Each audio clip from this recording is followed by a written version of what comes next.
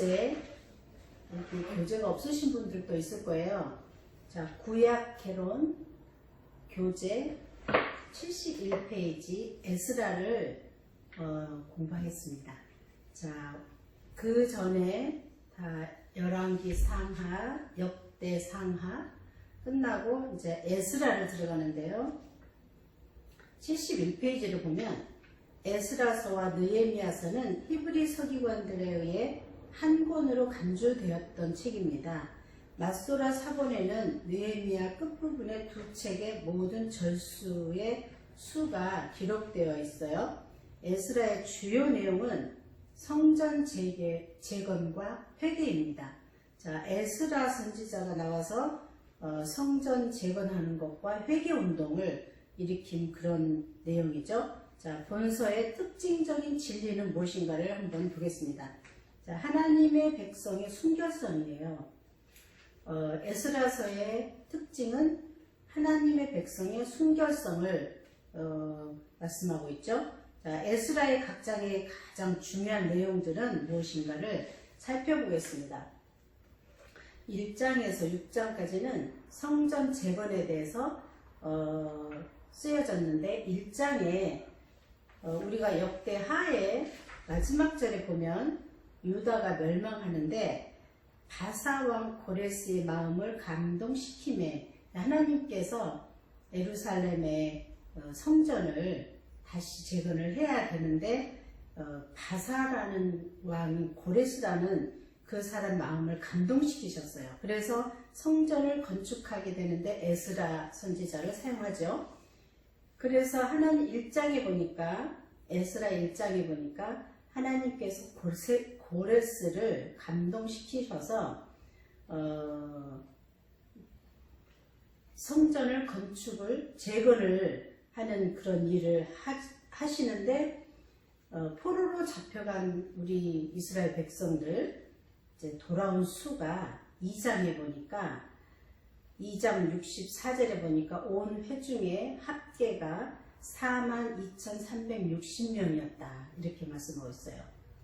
자, 바벨론 왕 때 느부갈네살에게 잡혀갔던 우리 그 이스라엘 백성들이 이만큼 돌아왔어요. 그래서 성전을 재건하는데 이 많은 사람들이 필요했던 거죠.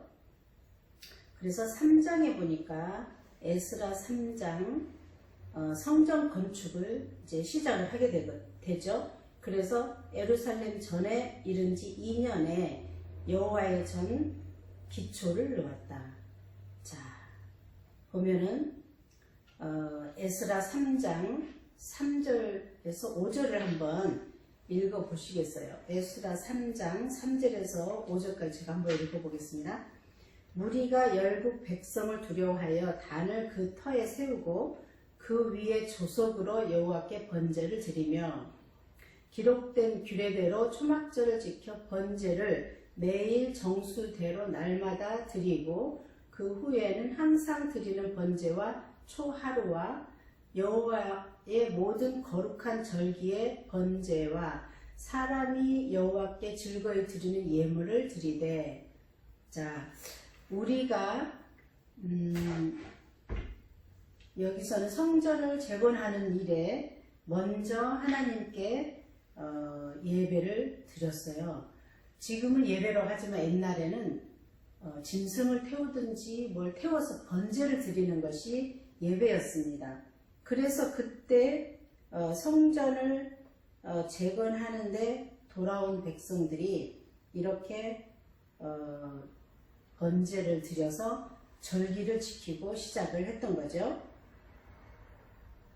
자, 2장에 제가 2장을 한번 보니까 아까 돌아온 사람들이 어떤 사람인가, 옛적에 바벨론 왕 느부갓네살에게 잡혀 바벨론으로 갔던 자의 자손 중에서 노임을 받고 예루살렘과 유다로 돌아와 각기 본성에 이른 자, 곧 수룹바벨과 예수아와 느헤미야와 스랴와 느엘라야와 보르디게와 빌산과 미스발과 비그예와 루흑과 바나 등에 함께 나온 이스라엘 백성의 명수가 이러하니. 그리고 계속 2장에는 바벨론으로 끌려갔던 사람들이 다시 이스라엘로 돌아오는 그런 백성들의 수를 여기다가 기록하고 있습니다. 그래서 3장에서 이렇게 성전 건축하는 데 필요한 인구들을 이렇게 많은 인구들이 돌아와서 성전 건축에 같이 하게 되고 있죠. 그래서 성전 건축을 3장에서 시작하고 있습니다. 자, 그래서 4장에 보니까, 자, 우리가 살다 보면 좋은 일을 할 때는 항상 방해하는 그런 사람들이 있죠. 그래서 성전 건축이 얼마나 중요하고 또 좋은 일입니까? 근데 여기에서 또 반대하는 사람들이 있어요.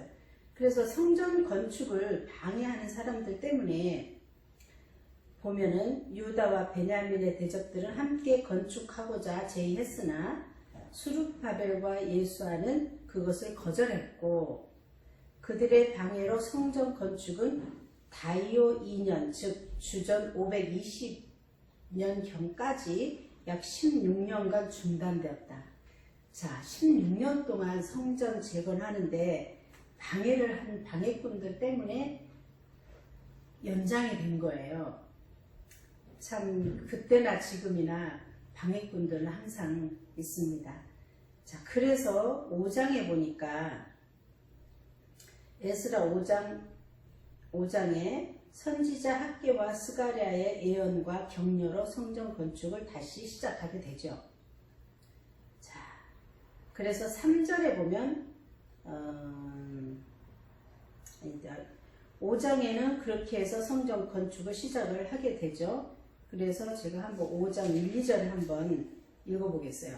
선지자들 곧 선지자 학개와 이또의 손자 스가랴가 이스라엘 하나님의 이름을 받들어 유다와 예루살렘에 거하는 유다 사람들에게 예언하였더니, 아예 스알디엘의 아들 수룹바벨과 요시닥의 아들 예수아가 일어나 예루살렘 하나님의 전 건축하기를 시작하매 하나님의 선지자들이 함께하여 돕더니.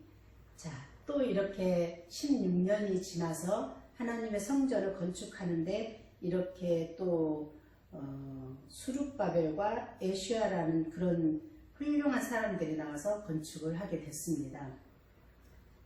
자, 그러고 보니까 6장에 보니까 성전 건축을 이제 다 마치게 됐습니다. 자, 6장. 선지자 학개와 스가랴의 권면함으로 인하여 성전 건축의 일이 형통하였고 다리오 왕 6년에 완공하였다. 자, 성전을 건축을 완공을 했습니다. 그래서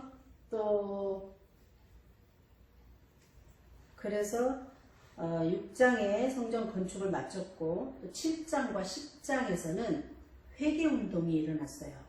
자, 7장에 보니까 에스라가 왔는데, 에스라는 제사장으로서 모세 율법에 익숙한 학사, 정통한 율법자이었다.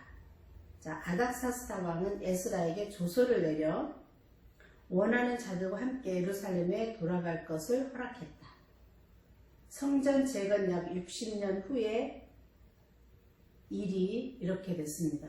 성전 건축을 하고 또 포로로 있던 그 시대에, 자, 예루살렘으로 네가 필요한 사람 다 데리고 가라, 이렇게 해서 에스라가 이스라엘로 예루살렘으로 다시 돌아오게 됐죠.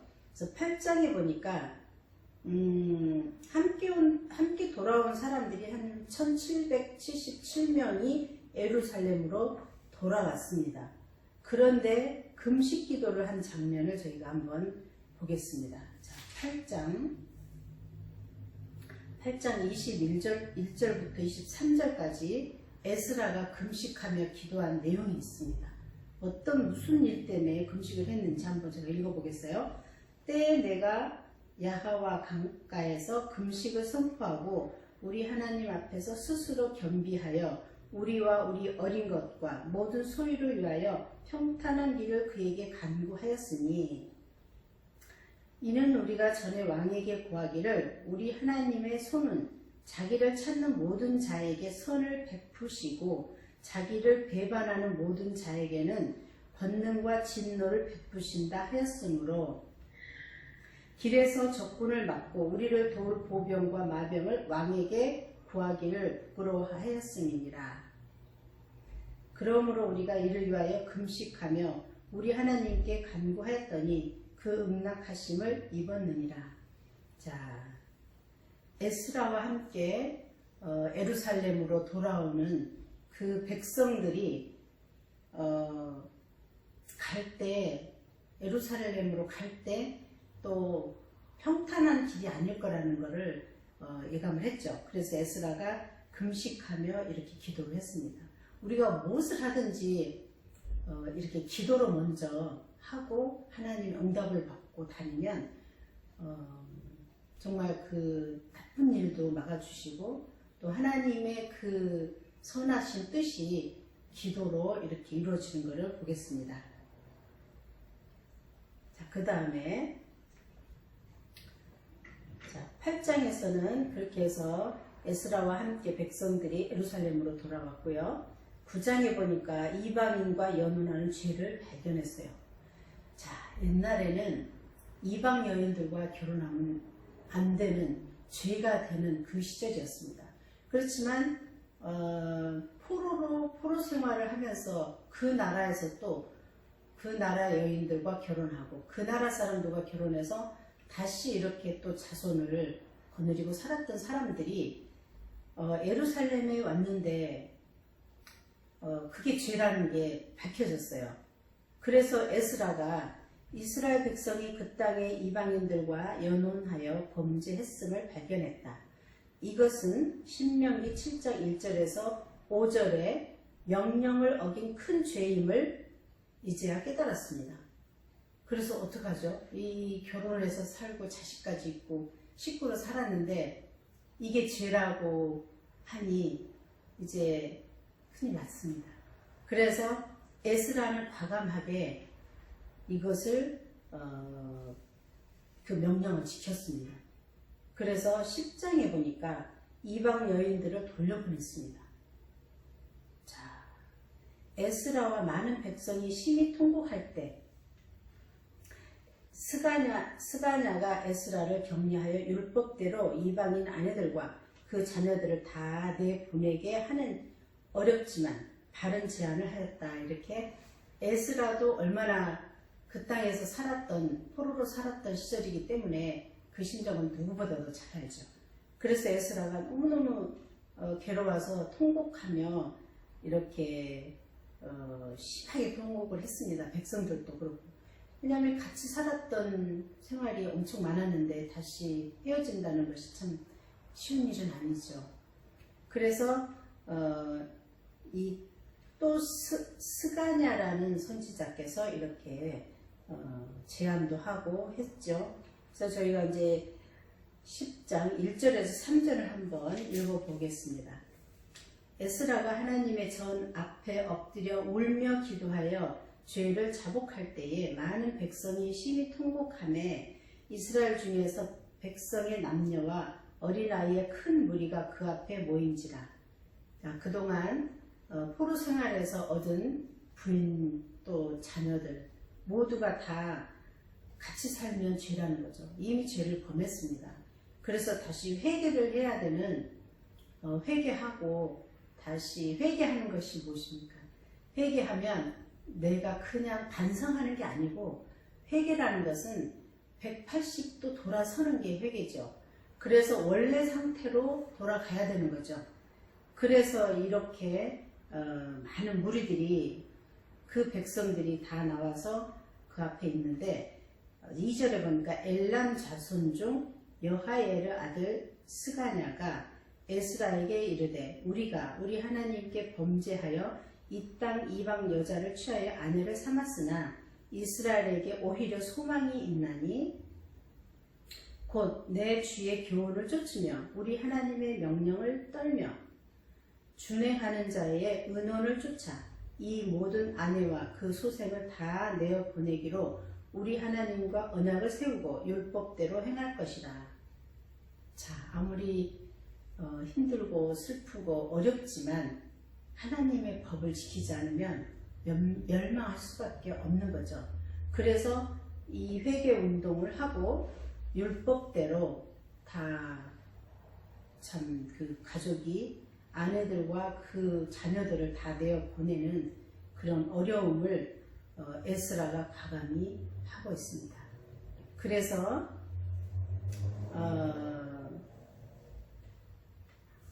하나님의 뜻대로 살아가는 그런 에스라 선지자의 일을 보고 있습니다. 자, 그래서 에스라는 10장까지 있어서 짧은데 오늘은 에스라는 이렇게 짧게 끝내고 느헤미야를 한번 또 가겠습니다. 자, 느헤미야 주요 내용은 예루살렘 성벽 재건과 회개입니다. 자, 성전을 재건을 했고 이제 성벽, 자, 성전이 있는 성벽을 재건하는 일이 있습니다. 그래서 본서의 특징적 진리는 하나님의 백성의 순결성이다. 자, 에스라가 그렇게 하나님의 명령, 참 이방 사람들하고 결혼하고 사는 게 죄다. 이래서 그 어려운 결정을 해서 다 해결을 받잖아요. 그런데 그만큼 이스라엘 백성들, 선민들은 순결해야 했습니다. 우리도 마찬가지지만 그래서 그 하나님의 백성의 순결성을 느헤미야가 또 말하고 있죠.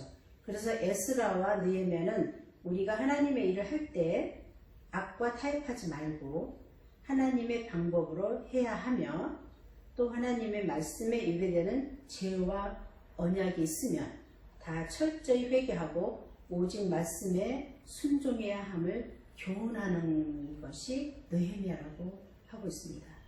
자, 1장과 7장에서 성을 재건하는 그런 일이 있어요. 자, 1장에 느헤미야가 기도를 하고 있습니다.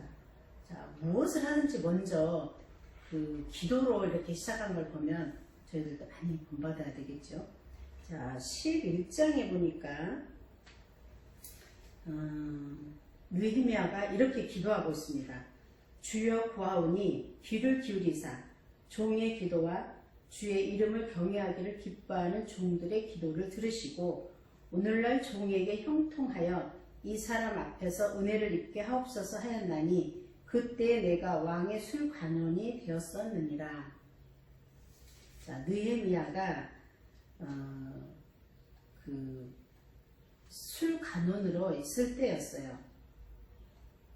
그래서 2장에 보니까 자, 포로 생활에서 술관원이면 엄청 높은 지위에 있는 거죠. 자, 임금 왕의 술관원이면 엄청난 그 파워가 있는 그런 사람이었어요. 그래서 2장에 보니까 느헤미야가 유다로 보냄을 받는 과정인데 느헤미야는 아닥사스다의 호의로 예루살렘 성벽 재건을 허락받고 유다로 보냄을 받았다. 자, 2장 1절에서 7절까지를 제가 한번 읽어보겠어요. 아닥사스다 왕 20년 니산월에 왕의 앞에 술이 있기로 내가 들어 왕에게 드렸는데 이전에는 내가 왕의 앞에서 수색이 없었더니 자, 왕이 내게 이르시되 네가 병이 없거늘 어찌하여 얼굴에 수색이 있느냐 이는 필연 네 마음에 근심이 있음이로다. 그때 내가 크게 두려워하여 왕께 대답하되 왕은 만세수를 하옵소서. 나의 열조의 묘실 있는 성읍이 이제까지 황무하고 성문이 소화되었사오니 내가 어찌 얼굴에 수색이 없사오리까. 자, 왕이 내게 이르시되 그러면 네가 무엇을 원하느냐 하시기로 내가 곧 하늘의 하나님께 묵도하고 자, 왕이 그러면 네가 뭘 하기를 원하느냐 그러는데 그냥 자기 대답을 하지 않고 하나님께 여쭙는 거예요. 하나님 제가 무슨 대답을 어떻게 하리까 이렇게 여쭙고 왕에게 구하되 왕이 만일 즐겨 하시면 왕의 목전에서 은혜를 얻어 싸우면 나를 유다 땅 나의 열조의 묘실 있는 성읍에 보내어 그 성읍 중건하게 하옵소서 하였는데 그때 왕 후도 왕의 곁에 앉았더라. 왕이 내게 이르시되 네가 몇 날에 행할 길이며 어느 때에 돌아오겠느냐 하고 왕이 나를 보내기를 즐겨 하시기로 내가 기한을 정하고 내가 또 왕께 아뢰되 왕이 만일 즐겨 하시거든 강서편 총독들에게 내리시는 조서를 내게 주사 저희로 나를 용납하여 유다까지 통과하게 하시고. 자, 왕께 또 이 왕의 술 관원인데 포로로 왔던 사람들이 다시 자기 땅에 가는 거는 뭐랄까 가다가 또 걸릴 수도 있잖아요. 그래서 왕에게 통과할 수 있는 그런 권한을 달라고 또 이렇게 부탁을 하는 거죠. 이래서 느헤미야가 왕의 허락을 받고 유다 땅에 가서 예루살렘 성벽을 재건하는 일을 하게 됩니다.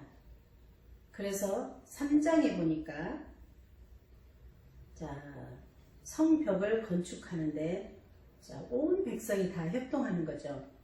4장에 보니까 원수들을 막으면서 일을 하게 됩니다.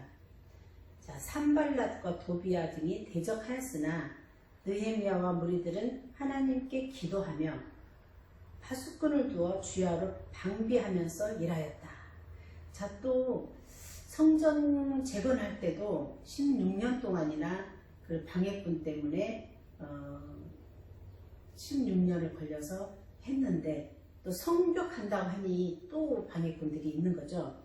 그래서 파수꾼을 둬가면서 이렇게 기도하면서 이렇게 해서 일을 다 하고 있습니다. 5장에 보니까 느헤미야가 선한 통치를 하고 있습니다. 자, 귀족들과 관리들이 백성에게서 취리한 고리대금업 이런 것이 그 당시에도 성행을 하고 있었어요. 그런 거를 느헤미야가 이런 통치를 하는 거죠. 왜냐하면 포로로 갔기 때문에 포로 생활했기 때문에 왕이 없었어요. 그래서 이렇게 왕이 없을 때 이런 선지자들이 나와서 이렇게 정치를 할 수가 있는 거죠. 자, 그래서 고리대금업 한다는 사실을 알고 그들을 책망하며 그 일을 그치게 했다. 고리대금업이 참 있는 사람한테는 굉장히 유리할지 모르지만 없는 사람한테는 얼마나 불리한 일입니까? 안 그래도 없는데 거기서 또 떼가고 하니까 이런 거를 그치게 하고 그 일을 책망하면서 그치게 했다는 거죠. 자, 13절에 5장 13절에 떨쳐져 빌지로다. 이거 무슨 말이냐면 떨쳐져 가난하게 되라는 저주의 말이라는 거죠. 자, 이런 말씀도 있고 14절에 내가 유다 땅 총독으로 세움을 받은 때 곧 아닥사스다 왕 20년부터 32년까지 12년 동안은 나와 내 형제가 총독의 녹을 먹지 아니하였느냐. 자, 이런 느헤미야가 이렇게 말씀하고 있죠. 자, 5장에 보니까 이런 말씀으로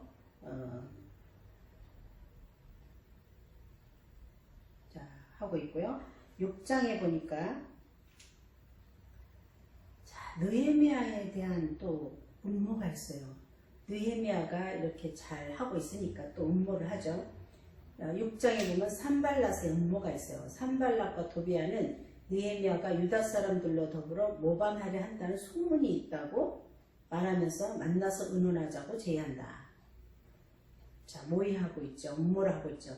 이것은 그의 손을 피곤케 하여 성 역사를 중단케 하려 함이었다. 그러나 성 역사는 52일 만에 끝났다.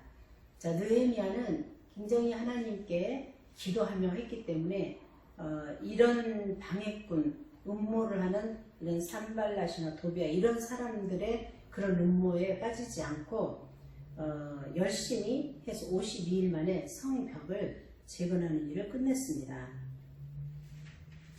자, 그 다음에 7장을 보니까 예루살렘에 돌아온 자의 수가 엄청 많았어요. 자, 수룹바벨과 예수아와 함께 돌아왔던 자의 자손의 숫자가 에스라 2장의 숫자와 각 자손별로 다른 것이 많으나 온 회중의 합계는 동일하다. 42,360명이 그 포로 생활에서 돌아왔습니다. 차이는 범위 혹은 분류 방법의 차이일 것이다. 그 숫자는 같다는 거죠. 자, 그 다음에 8장하고 13장에서 회개운동이 있습니다. 8장에 보면 에스라가 율법책을 읽었어요. 자, 그동안에는 율법책을 읽을 수도 없었고 또 포로 생활에서 이렇게 할 수가 없었지만 이제는 돌아와서 예루살렘에 돌아와서 이제는 성전도 재건했고 벽도 쌓았고 그래서 이제는 이스라엘 백성들이 모여서 이렇게 율법책을 읽을 수가 있었던 거죠.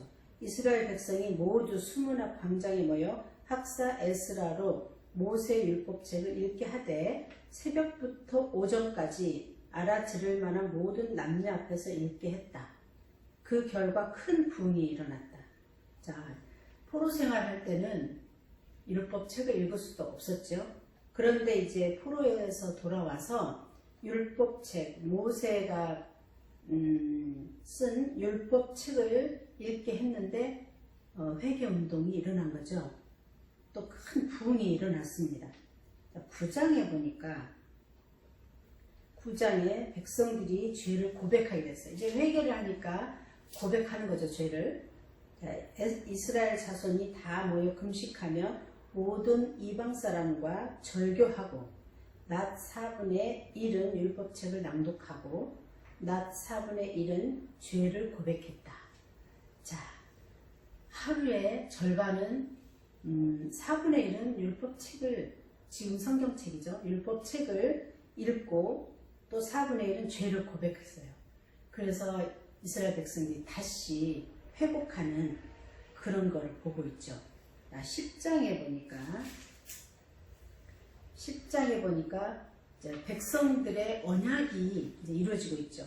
백성은 이방인과의 연혼이나 안식일의 매매 금지, 안식년 준수, 자원하는 성전세, 첫 열매와 11조 시행을 맹세하여 인을 쳤다. 그동안에는 포로 생활에서는 할 수 없었던 일을 이제 예루살렘 성전에 와서는 이방인과의 결혼하는 것 이런 것도 죄이기 때문에 다 회개하고 해결을 하고 또 성전세 뭐 이런 것들 이런 것도 성전세를 내야 성전을 운영하죠. 지금의 헌금처럼. 그래서 이런 것도 옛날에는 바쳐야 되기 때문에 바쳤지만 지금은 자원하는 신령으로 다 바치고 또 11조 하는 모든 일들 이런 것들을 다 하겠다고 백성들이 언약을 하는 거죠. 자, 그래서 11장에 보니까 예루살렘에 거한 자들이 있습니다. 자, 그리고 12장에 예루살렘 성곽 봉헌식 이런 거 있고 13장에 느헤미야의 바른 통치. 느헤미야가 이제 바른 통치를 하는 점. 자, 첫 번에 뭘 했냐면 이스라엘 가운데서 이방인들을 분리케 하였어요. 자, 이방인들이 뭐죠? 이방인들은 물론 다 나쁜 건 아니지만 이방은 하나님을 믿지 않기 때문에 이방 신들을 가져오기 때문에 이방인들을 같이 하면 그 신들에 같이 물들 수 있다는 거죠. 솔로몬이 그랬듯이 솔로몬이 얼마나 많은 하나님의 축복과 하나님의 지혜를 주셔서 잘 태평생대를 누렸지만 결국은 이방 여인들을 아내로 맞은 뒤에 이방 신들이 들어와서 결국은 끝내 마지막이 안 좋았잖아요. 그렇듯이 하나님은 그래서 이방 사람들하고 결혼하는 거를 원치 않으셨던 거죠. 죄로 여기셨던 거예요. 자, 그래서 13장에 이렇게 이방인들을 분리했죠. 또 제2의 통치 기간에도 몇 가지 문제점들을 발견하고 시정을 했어요. 느헤미야가. 자, 두 번째 보니까 제사장 엘리야십이 도비아에게 성전뜰에 방을 내어준 사실을 알고 모든 물건들을 내어 던지고 방을 정결케 했다. 자, 도비아라는 사람은 뭐랄까 성전에서 살 수 있는 사람이 아닙니다. 근데 제사장이 도비아에게 성전 뜰에 방을 내어줬다는 거죠. 그래서 이런 사람을 여기에 둘 수 없는 건데 두었기 때문에 그 모든 물건 던지고 모든 걸 깨끗하게 정리를 했어요. 느헤미야가 이렇게 바르지 못한 것을 잘 통치한 것을 보고 있습니다. 자, 세 번째는 레위인들에게 생활비를 주지 아니하므로 흩어짐을 시정했어요. 자, 레위인들은 하나님의 성전을 위해서 봉사하는 분들이에요. 그래서 성전세, 헌금 이런 것들을 레위인들에게 주어서 생활할 수 있게 했죠. 그래서 흩어진 것을 흩어지지 않게 이렇게 시정했고, 네 번째는 안식일에 물건 매매가 이루어짐을 보고 책망하며 금했다.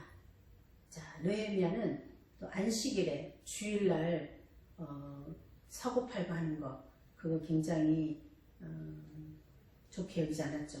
그래서 못하게 하고 금했다는 거죠. 자, 이방 또 여인을 취한 자들을 책망하고 건징했다.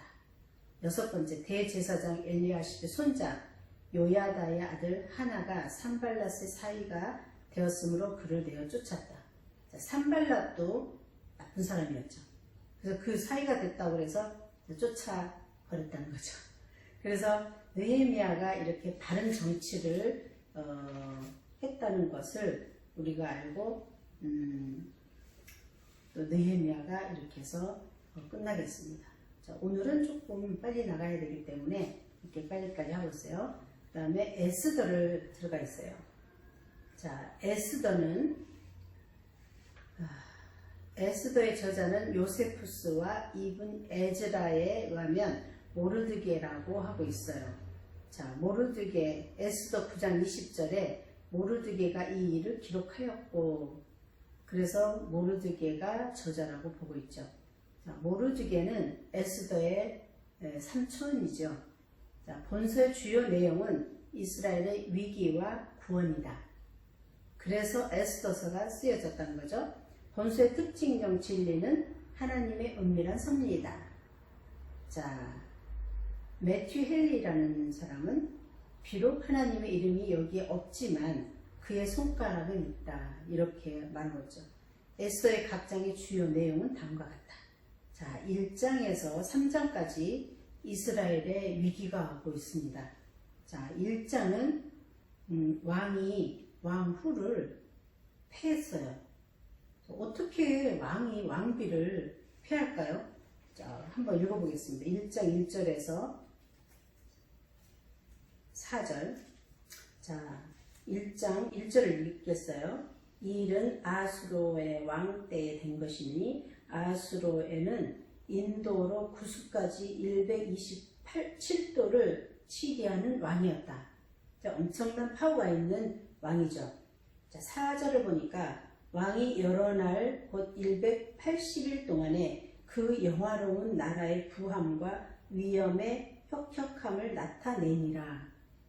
이제 엄청난 나라를 가지고 다스림으로 왕이 이 그런 내가 이만큼 많은 나라를 다스려 나의 참 부함과 또 위엄 이런 거를 나타내기 위해서 또 오랫동안 파티도 하고 잔치를 배설하는 그런 일을 하고 있어요. 이날이 다음에 왕이 또 도성 수산 대소 인민을 위하여 왕궁 후원뜰에서 7일 동안 잔치를 베풀세.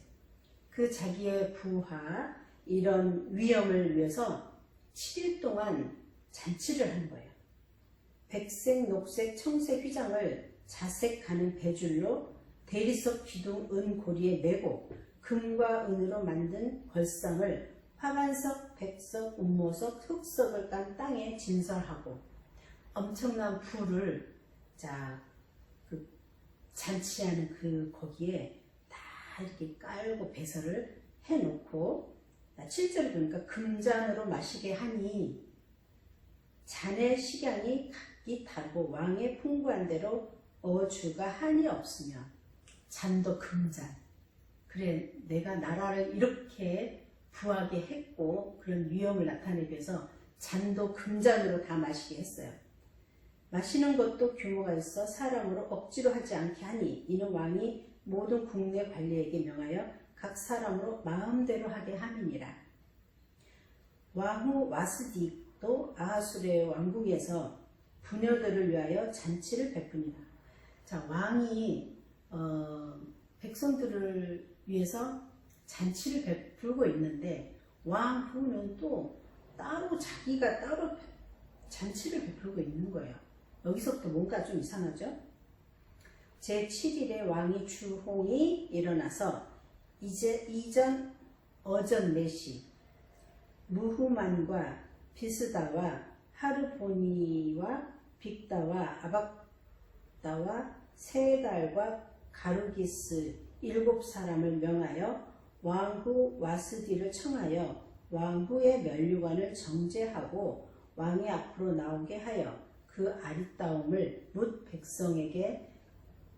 백성과 방백들에게 보이게 하라 하니 이는 왕후의 용모가 보기에 좋음이라. 그때 당시 왕후가 엄청 많이 예뻤나 봐요. 그래서 임금이 왕이 술이 거나 하니까 왕후를 백성들한테 그 예쁜 모양을 보여주고 싶었던 거죠. 그래서 이 대신들한테 왕후를 모셔서 캐라 이렇게 했는데, 그러나 왕후 와스디가 4시에 전하는 왕명을 쫓아오기를 싫어하니 왕이 진노하여 중심이 불붙듯 하다. 자, 대신들을 시켜서 왕후를 데려오라 했는데 왕후가 거절했어요. 어떻게 되겠어요? 왕 앞에는 감히 나타나지도 못하는 왕후라도 왕이 불러야 가는데 그 당시에 왕의 명령을 거역을 했습니다. 그래서 왕이 엄청 이제 막 이 진노가 불붙듯 하다는 거죠. 그래서 왕이 사례를 아는 박사들에게 묻되 왕이 규례와 법률을 아는 자에게 묻는 전례가 있었대요. 그 당시에. 때에 왕에게 가까이 하여 왕의 기색을 살피며 나라 첫 자리에 앉은 자는 바사와 메대의 7 왕백 곧 기르스나와 세달과 아드마다와 다시스와 메레스와 마르스나와 무긴간이라 무무간 이런 사람들이 왕 옆에 항상 있었어요. 그래서 왕후 와스디가 4시에 전하는 아수르의 왕명을 쫓지 아니하니 규례대로 하면 어떻게 처치할꼬? 이걸 물어보는 거예요, 왕이. 그래서 무무간이 왕과 방백 앞에서 대답하여 가로되 왕후 와스디가 왕에게만 잘못할 뿐 아니라 아수르의 왕의 각 도 방백과 뭇 백성에게도 잘못하였나이다. 이 왕후가 좀 잘못하고 있었던 모양이죠. 아하수르의 왕이 명하여 왕후 와스디를 청하여도 오지 않았다 하는 왕후의 행위의 소문이 모든 부녀에게 전파되면 저희도 그 남편을 멸시할 것인즉. 자, 이 엄청난 이 왕궁에 있는 대신들이 그 왕후를 생각하는 것이 아니라 왕후 때문에 모든 여성들이 왕후를 본받아서 남편의 말을 거절하고 남편의 말을 쫓지 않을 것이다. 이렇게 해서 왕후를 패하게 하는 거죠. 자, 그래서 2장에 보니까 왕후가 폐위가 되고 이제 에스더가 왕후가 되는 거죠. 2장에 그 후에 아하수르 왕의 노가 그치매 와스디와 그의 행한 일과 그에 대하여 내린 조서를 생각하거늘. 이제 왕이 어느 정도 시간이 지나서 조금 이제 누그러졌어요. 그래서 그 왕후의 일을 생각을 하는 중에 왕의 시신이 아뢰되 왕은 왕을 위하여 아리따운 처녀들을 구하게 하시되, 이제 왕의 대신들이 왕께 이제 왕께서 조금 누그러지니까 이런 권면을 하죠. 4절에 보니까 왕의 노려 아름다운 처녀로 와스디를 대신하여 왕후를 삼으소서. 왕이 그 말을 선히 여겨 그대로 행하니라. 그러니까 대신들이 왕 와스디 대신 아리따운 처녀를 왕후로 맞으라 하니까 또 왕 좋게 생각한 거죠. 그래서 도성 수산에 한 유대인이 있으니 이름은 모르드게라. 저는 베냐민 자손이니 기스의 증손이요 시므의 손자요 야일의 아들이라. 자, 모르드게는 에스더의 삼촌이죠. 7절에 저의 삼촌의 딸 하다사 곧 에스더는 부모가 없고 용모가 곱고 아리따운 처녀라. 그 부모가 죽은 후에 모르드게가 자기 딸같이 양육하더라. 자, 9절에 보니까 허게가 이 처녀를 기뻐하여 은혜를 베풀어 몸을 정결케 할 물품과 일용품을 곧 주며 또 왕궁에서 의뢰히 주는 7 궁녀를 주고 에스더와 그 궁녀들을 후궁 아름다운 처소로 옮기더라. 자, 에스더는 하나님을 믿는 유태인이죠. 유태인이라는 것을 숨기고 왕후가 되는 거죠. 자, 10절에 에스더가 자기의 민족과 종족을 고하지 아니하니 이는 모르드게가 명하여 고하지 말라 하였습니다. 자, 이래서 에스더가 왕후가 되는 거예요. 자, 보면은 에스더는 부모가 없고 삼촌 모르드게 아래서 자란 아름답고 양순한 처녀였다. 자, 그래서 모르드게가 그 궁궐에서 좀 이렇게 일을 하고 있었죠. 자, 그래서 16절에 2장 16절에 보면 아하수르 왕의 7년 10월 에스더가 이끌려 왕궁에 들어가서 왕의 앞에 나아가니 왕이 모든 여자보다 에스더를 더욱 사랑하므로 저가 모든 처녀보다 왕의 앞에 더욱 은총을 얻은지라. 왕이 그 머리에 면류관을 씌우고 와스디를 대신하여 왕후를 삼은 후에 왕이 크게 잔치를 베푸니 이는 에스더를 위한 잔치라. 모든 방백과 신복을 향응하고 또 각 도의 세금을 면제하고 왕의 풍부함을 따라 크게 상 주니라. 자, 그래서 에스더가 왕후가 되는 거죠. 자, 그런데 4장에 보니까 자, 4장부터 10장까지 에스더의 죽으면 죽으리라 하는 그런 각오로 나간 것을 보고 있어요. 자, 이스라엘을 구원하는 그런 일을 하고 있죠. 4장에 보니까 모르드게가 이 모든 일을 알고 그 옷을 찢고 붉은 배를 입으며 죄를 무릅쓰고 성중에 나가서 대성 통곡하며 대궐 문 앞에 이르렀더니 붉은 배를 입은 자는 대궐 문에 들어가지 못함이라. 자, 어떤 일이 있었냐? 자, 13절, 4장 13절에 보니까 모르드게가 그를 시켜 에스더에게 회답하되 너는 왕궁에 있으니 모든 유다인 중에 홀로 면하리라 생각지 말라. 자, 하만이라는 사람이 4장에 여기 보니까 모르드게 믿음이 귀하다. 이때 네가 만일 잠잠하여 말이 없으면 유다인은 다른 데로 말미암아 노임과 구원을 얻으려니와 너와 네 아비 집은 멸망하리라. 네가 왕후의 위를 얻은 것이 이때를 위함이 아닌지 누가 아느냐. 자, 유태인들을 잡아서 죽이라는 그런 그 앞절에 3절에 하만이라는 그 왕궁의 그 사람이 유태인을 멸하려고 하고 있었던 거죠. 자, 3장에 모르드게가 그에게 꿇어 절하지 않자 하만은 그와 그의 유다 민족을 멸하려 계획했고 제비를 뽑아 12월을 얻었다.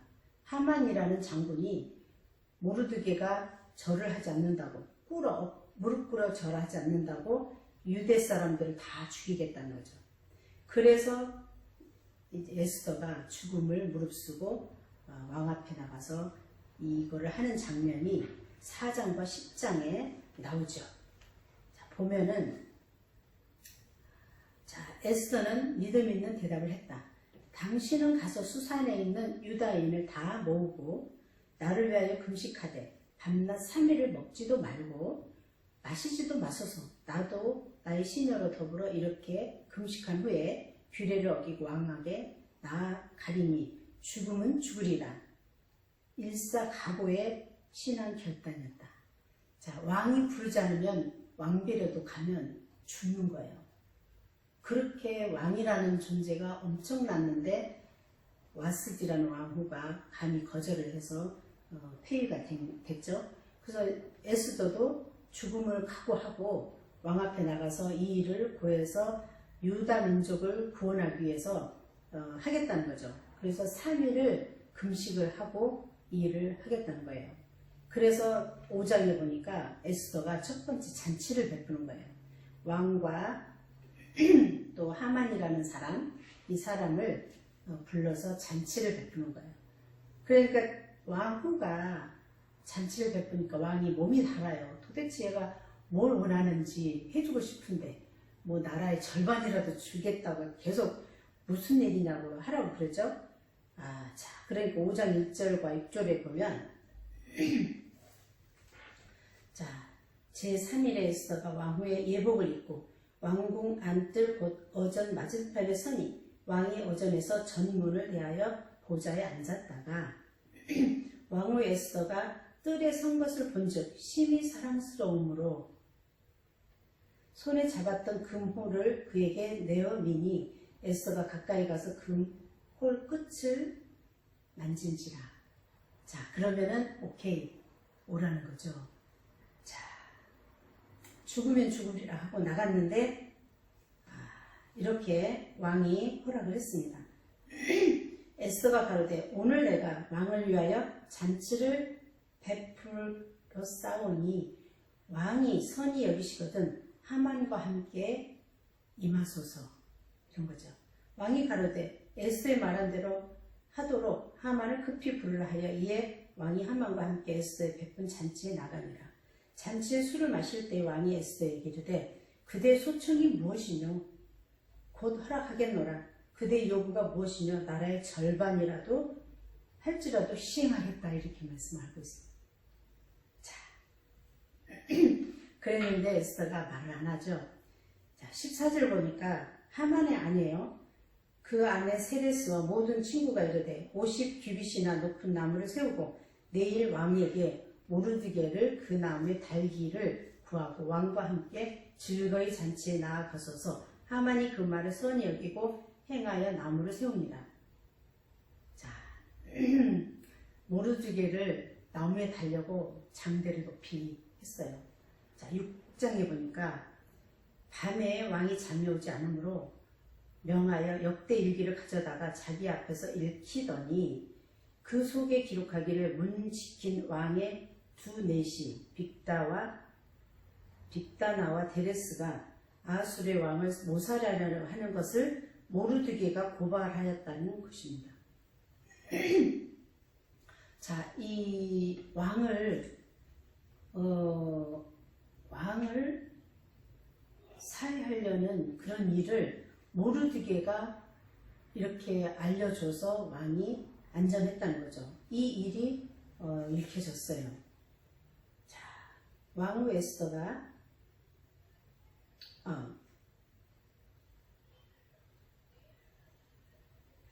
잠깐만요.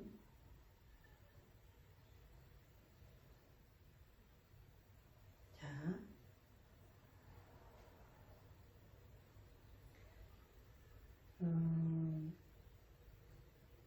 6장에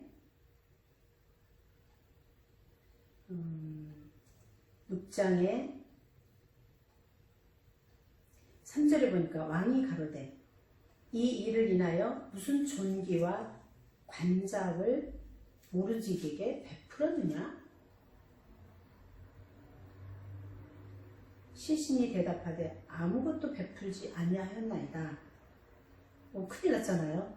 왕은 그 좋은 일을 하는 사람한테 항상 이렇게 살해를 하는 그런 시기였던 것 같아요. 자, 그래서 왕이 가로되 누가 뜰에 있느냐? 마침 하만이 자기가 세운 나무에 모르드게가 달기를 왕께 구하고자 하여 왕궁 바깥 뜰에 이른지라. 시신이 구하되 하만이 뜰에 섰나이다. 왕이 가로되 들어오게 하라 하니 하만이 들어오거늘 왕이 묻되 왕이 존귀케 하기를 기뻐하는 사람에게 어떻게 하여야 하겠느뇨? 하만이 신중히 이르되 왕이 존귀케 하기를 기뻐하는 자는 나 외에 누구리요? 하고 왕께 아뢰되 왕께서 사람을 존귀케 하시려면 왕이 입으시는 왕복과 왕이 타시는 말과 머리에 쓰시는 왕관을 취하고 그 왕복과 말을 왕의 방백 중 가장 존귀한 자의 손에 붙여서 왕이 존귀케 하시기를 기뻐하는 사람에게 옷을 입히고 말을 태워서 성중 거리로 다니며 그 앞에서 반포하여 이르기를 왕이 존귀케 하기를 기뻐하시는 사람에게는 이같이 할 것이라 하게 하소서. 자, 완전 착각하는 거죠. 자, 모르드게를 달아서 자기가 존귀케 되는 사람으로 착각하고 자기한테 그렇게 해줬으면 하는 바람으로 이렇게 말씀을 했어요. 근데 왕께서 뭐라고 그랬죠?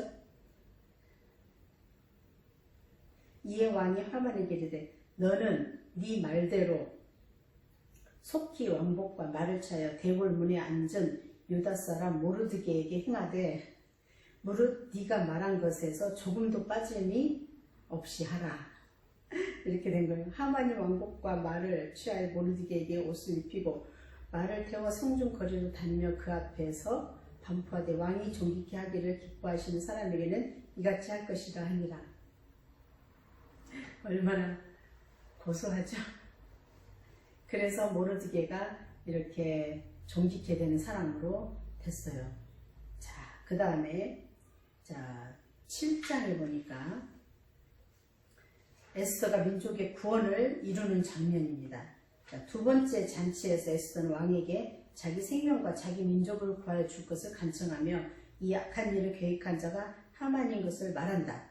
왕은 격려하였고 모르드게를 달기 위해 세운 나무에 하만을 달라고 명령한다. 자, 하만의 착각이 정말 엄청난 일을 자기가 당하고 있죠.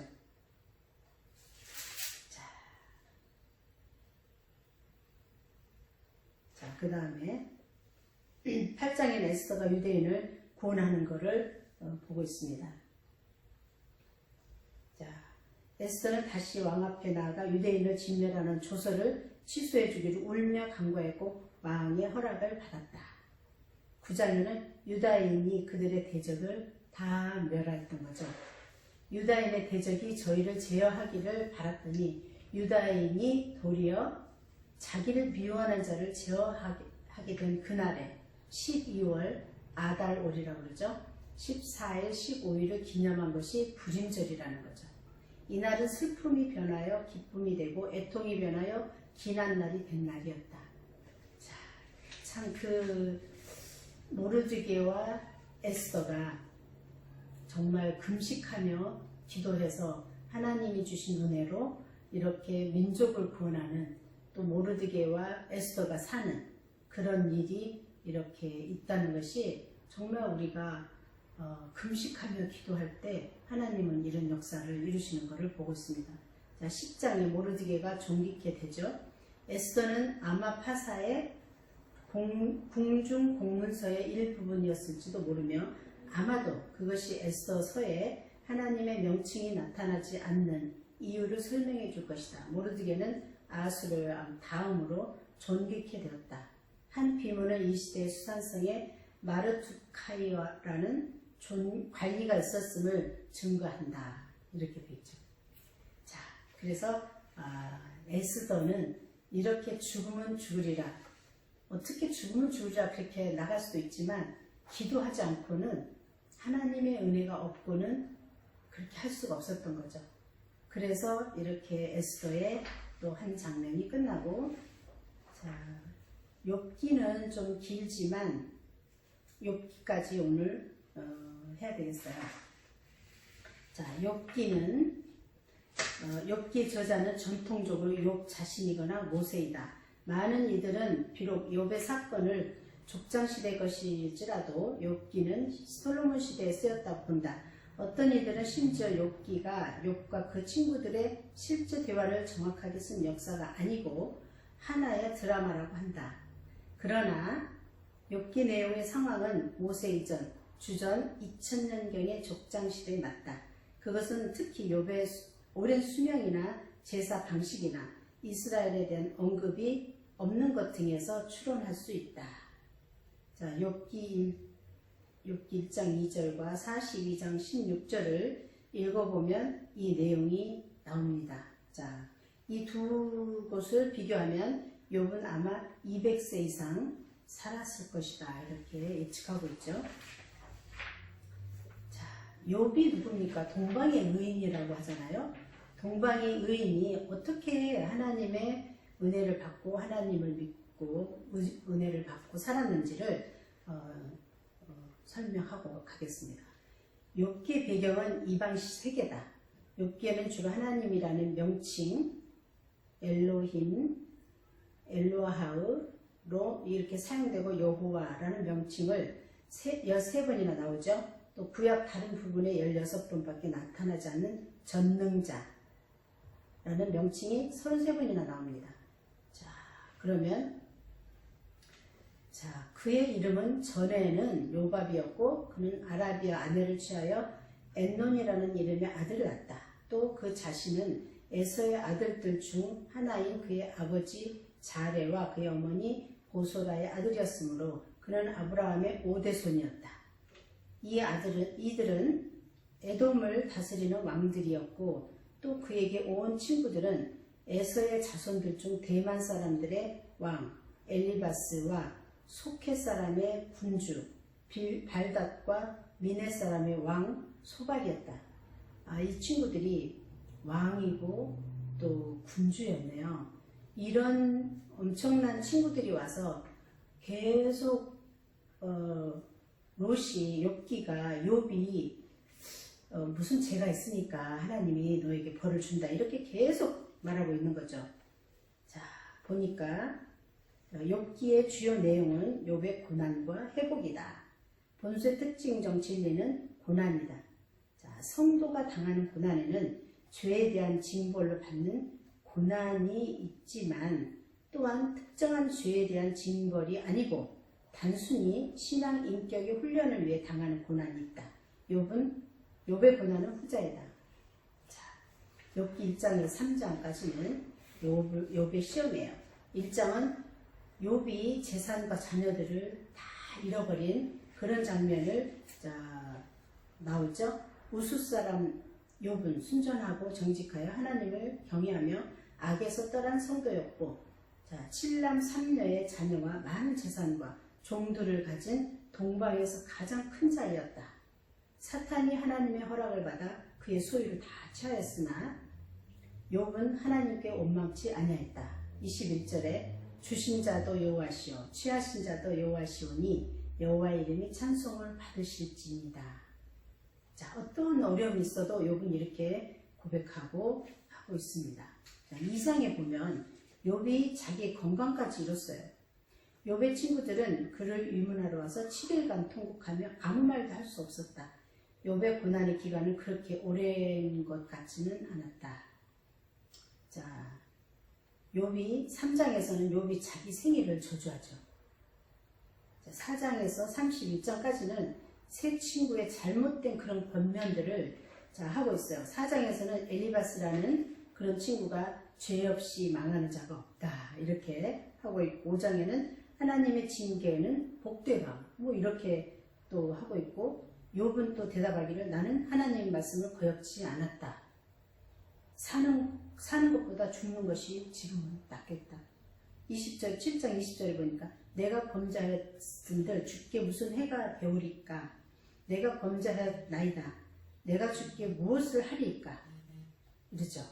자, 8장에 보면 빌닷이 내 자녀들이 범죄했기 때문에 그렇다는 것을 빌닷이 이렇게 말하고 있죠. 자, 9장에 보니까 욥은 하나님과 쟁변할 자가 없다 그렇게 말하고 있고, 10장에 욥이 하나님께 탄원을 하죠. 11절에 보면 우리 몸은 200개 이상의 뼈와 600개 이상의 근육, 100여 개의 기관이 있다고 하죠. 수조 개의 세포로 구성되어 있다고 합니다. 그래서 욥은 이런 탄원을 10장에서 하고 있어요.